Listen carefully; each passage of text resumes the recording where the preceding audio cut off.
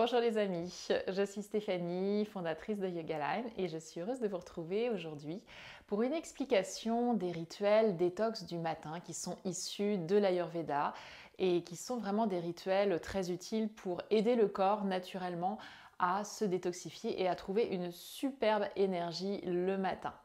Alors on est parti, premier rituel. Donc premier rituel qu'on appelle le grattage de la langue ou Jiva Dhauti dans l'Ayurveda. C'est vraiment le principe d'aller enlever les résidus le matin qui sont sur votre langue. Souvent, on regarde sa langue, elle est plus ou moins chargée. Et particulièrement, par exemple, si vous êtes en phase de détox, si vous êtes en phase de jeûne, vous verrez que la langue, elle va être plus chargée parce que justement, on est en train de détoxifier puissamment. Donc, on a un petit ustensile que vous pouvez trouver dans les magasins ayurvédiques ou en ligne, qu'on appelle le gratte-langue, en inox ou en cuivre. Vous voyez cette petite chose qui va être parfaite pour aller gratter la langue, plutôt que votre brosse à dents qui va rayer votre langue, et puis il faut avoir deux brosses à dents, une pour la langue et une pour les dents. Donc c'est beaucoup mieux d'avoir ça. Ou bien, si vous êtes en déplacement, simplement, par exemple, une cuillère en inox, hein, ça fera aussi l'affaire. Donc l'idée, vous allez gratter de l'arrière vers l'avant et sur les côtés plusieurs fois. Donc le dépôt va se mettre ici au centre. Vous allez bien sûr rincer, régulièrement nettoyer avec de l'alcool, une solution désinfectante votre gratte-langue et c'est tout. Donc ça se pose à côté de la brosse à dents à faire tous les matins. Ça prend quelques secondes uniquement, mais ça va vraiment aider à sortir les toxines plutôt que les réingurgiter. Ensuite, deuxième rituel, donc qu'on appelle Gandusha. Vous êtes encore à peine réveillé, hein, on est encore en train tranquillement de se mettre en route. Et Gandusha, donc c'est un gargarisme, là aussi issu de l'Ayurveda, avec une huile. Traditionnellement, c'est de l'huile de sésame et particulièrement, moi j'aime l'huile de coco qui fonctionne très bien aussi. Vous avez ici donc cette huile de coco, c'est la même que vous achetez en magasin bio pour cuisiner ou pour hydrater vos cheveux ou votre peau. Et donc vous allez simplement venir prendre à peu près une cuillère à café, ça donne à peu près ça, de votre huile de coco. Et donc la prendre en bouche, sans l'avaler bien sûr. Et naturellement, vous voyez là, il doit faire 20 degrés aujourd'hui, donc elle est un petit peu figée. Dès qu'elle va passer en bouche, elle va devenir liquide, cette huile de coco. Et en fait, l'idée, c'est de venir passer cette huile un peu partout, dans la bouche, les gencives, bien aller dans les interstices. Et elle va continuer, on appelle ça aussi en anglais le oil pulling. Donc on vient tirer les toxines, on est toujours dans ce processus de nettoyage, partout où elles sont logées dans la sphère buccale. Donc ça va vraiment entretenir la santé au niveau de votre bouche. Et surtout, là aussi, donc on va avoir cet effet de nettoyage puissant et de régurgitation des toxines, puisque une fois qu'on a gardé cette huile pendant, on va dire, une dizaine de minutes, sans rester figé, hein, je vous expliquerai qu'on peut faire autre chose pendant ce temps-là, on recrache. Et de préférence, on recrache dans les toilettes, parce que ça peut, comme c'est très huileux, ça peut boucher votre évier. Voilà. Donc en fait, ce qui est bien avec l'huile de coco, c'est que vous avez aussi ce petit goût sympathique et surtout l'effet antibactérien, l'effet blancheur de l'huile de coco. Donc sur les dents, ça se ressent vraiment. Et puis certains jours, par exemple, si vous sentez que vous avez un petit picotement dans la gorge, vous pouvez toujours ajouter une ou deux gouttes d'huile essentielle un peu plus antibactérienne, type tea tree, Ravinsara, de manière encore à gargariser et ensuite à recracher. Donc ça fonctionne vraiment très très bien. Voilà pour notre rituel 2. Ensuite, rituel 3. Donc on va aller direction la douche. Donc ici au niveau de ce rituel, il s'agit de se brosser à sec, de dynamiser en fait toute l'énergie, de réactiver toute l'énergie avec une brosse. Alors une brosse à sec, c'est ce type de brosse, vous voyez, c'est une brosse avec des poils naturels, très agréable, ni trop rêche ni trop douce. Donc vous demandez en magasin bio, généralement ils en ont des brosses comme pour les brosses pour le dos. Et avec cette brosse, donc on va venir avant la douche se brosser. Et là, j'ai fait une petite démonstration aussi sur une autre vidéo. Vous allez vraiment brosser de bas en haut. Donc depuis les extrémités, le tout vers le cœur. Donc vous remontez vers le cœur, pareil dans le dos, donc ça prend un petit peu de temps, ça prend 2-3 minutes, un peu de gymnastique, on se brosse, c'est hyper agréable. Et ici, on va essayer d'insister sur les zones qu'on appelle les zones ganglionnaires, donc le pli des aines, les aisselles et puis votre gorge. Donc vous n'hésitez pas à frotter aussi ces zones importantes parce que c'est des zones où on va pouvoir justement recycler les toxines. Puisque l'idée de ce brossage à sec, c'est vraiment de pouvoir utiliser la surface du corps qui est un grand émonctoire, une grande voie de sortie pour laisser partir les toxines. Donc le résultat de ce brossage, c'est que ça va rebooster vraiment l'énergie.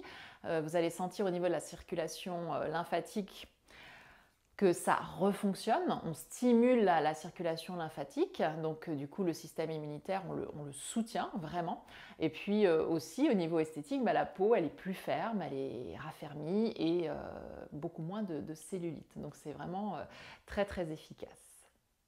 Rituel 4. Donc on passe à la douche. Donc la douche, évidemment, là je vais vous parler de la douche froide. Donc quand on commence sa douche, on commence par du chaud, tranquillement. Et progressivement, soit vous allez aller vers une douche écossaise qu'on appelle chaud-froid, mais toujours vous allez finir idéalement par une douche vraiment froide. On appelle ça aussi Ishnan, donc c'est vraiment tout ça, ce sont des méthodes ancestrales. Et cette douche froide, moi je la pratique depuis quelques années grâce à un stage détox et puis à d'autres stages où j'ai eu des déclics par rapport au froid, où bien sûr j'avais froid comme tout le monde, j'avais peur du froid et ça me faisait grincer les dents rien que d'y penser. Mais quand j'ai pu expérimenter ça et découvrir à quel point l'effet au contraire était extraordinaire, aujourd'hui c'est devenu un rituel quotidien dont je ne peux pas me passer, c'est impossible.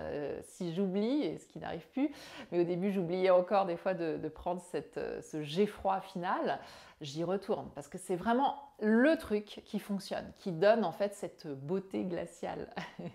Donc comment fait-on? Tout simplement, une fois qu'on a pris sa douche, on va commencer à descendre vers le froid, soit d'un coup, soit progressivement. Après, ça c'est vraiment en fonction de chacun. Et vous allez bien sûr commencer par le bas et les épaules et le visage et après progressivement augmenter cette durée, donc 30 secondes, 1 minute, 2 minutes. Sachez vraiment que le froid, c'est ce qu'on appelle la cryothérapie, c'est assez extraordinaire pour récupérer. Donc le matin, ça va vous donner énormément d'énergie. Le soir, ça va vous permettre de mieux dormir. Donc on peut vraiment faire les deux progressivement. Et ça va avoir un effet aussi comme le brossage à sec sur la peau, donc raffermissement de la peau, et pareil, une grande stimulation de la circulation lymphatique donc, et le soutien du système immunitaire. Donc tout ça, ça se complète, vous voyez, ça vraiment, ça vient ensemble. Et c'est un truc incroyable. Quelque part, ce que je trouve le plus génial dans la douche froide, c'est que ça nous construit. Si on peut prendre une douche froide tous les matins et qu'on y retourne, on construit sa force intérieure de manière incroyable. Essayez et surtout faites-moi vos commentaires parce que j'aimerais bien, je suis assez curieuse de voir comment tout ça se passe. Donc on est là pour échanger et c'est génial. Rituel 5. Le rituel 5, on est toujours dans le nettoyage. Donc vous voyez, on a nettoyé la peau, on a nettoyé la langue. Et on continue ici avec le nettoyage du nez, le neti. Donc vous pouvez avoir cet ustensile ayurvédique, neti pot. L'idée c'est de purifier le canal nasal. Donc avec de l'eau salée, traditionnellement on utilise du sel de l'Himalaya, donc une cuillère à café à peu près pour ce récipient. Et on rajoute de l'eau, température ambiante, mais pas de l'eau du robinet, bien sûr de l'eau pure filtrée ou de l'eau minérale. Ça c'est vraiment important, de l'eau bouillie précédemment, qui soit pure. Et puis donc avec cette eau salée, comme un sérum physiologique, on peut aussi utiliser du plasma marin, je vous en reparlerai, mais un plasma marin c'est de l'eau de Quinton ramenée à l'isotonie, ça permet aussi d'avoir une eau parfaitement équilibrée. Et donc du coup, on vient vider la moitié du pot dans une narine, on se penche, on peut le faire sous la douche bien sûr ou au-dessus d'un lavabo. Et ensuite, on laisse couler dans l'autre narine. Donc imaginez ici, ça coule complètement dans l'autre narine. Et on fait la même chose de l'autre côté. Donc on finit le pot, On ramène bien ici et on laisse couler naturellement, tranquillement, ça coule, ça coule, ça coule. Et à la fin, j'essaye vraiment de vider, vider, vider, vider complètement. Et donc, ça fait quand même une sacrée quantité qui va venir irriguer, nettoyer les muqueuses. Et très important, vous vous mouchez bien à la fin. Donc, il faut sécher les muqueuses. Il faut vraiment sécher les muqueuses. Donc, c'est vraiment une pratique incroyable parce que vous allez équilibrer et nettoyer vos narines. Et ce sera aussi très efficace pour pouvoir ensuite aller vers les pratiques respiratoires, les pranayamas du matin. Dernier kriya pour aujourd'hui, donc je vais vous parler Agnisar. Agnisar, c'est l'activation du feu digestif. On va travailler ici dans la sphère du ventre.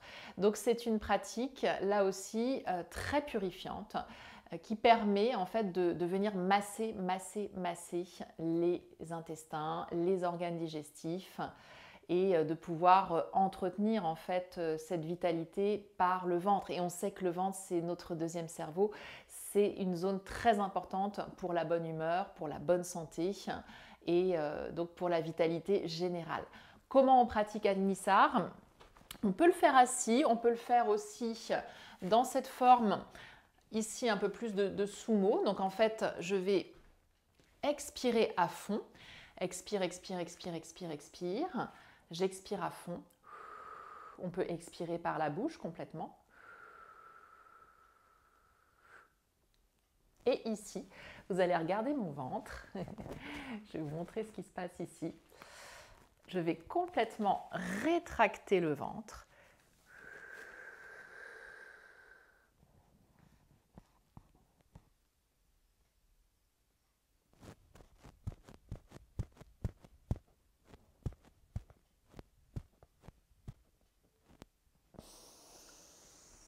Et je fais tout ça à vide.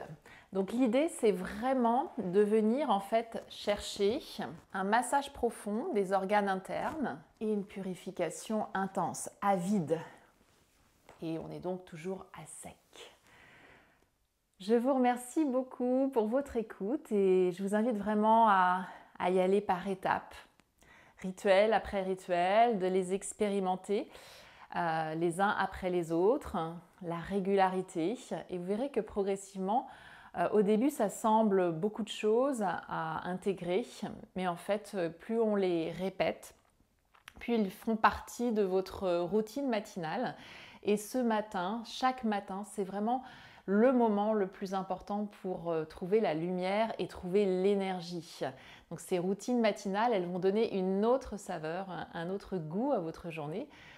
C'est vraiment ces moments sacrés et on se retrouve très vite pour d'autres recommandations au niveau alimentation et au niveau maintenant, bien sûr, pratique yogique. Prenez bien soin de vous. À très vite. Namasté.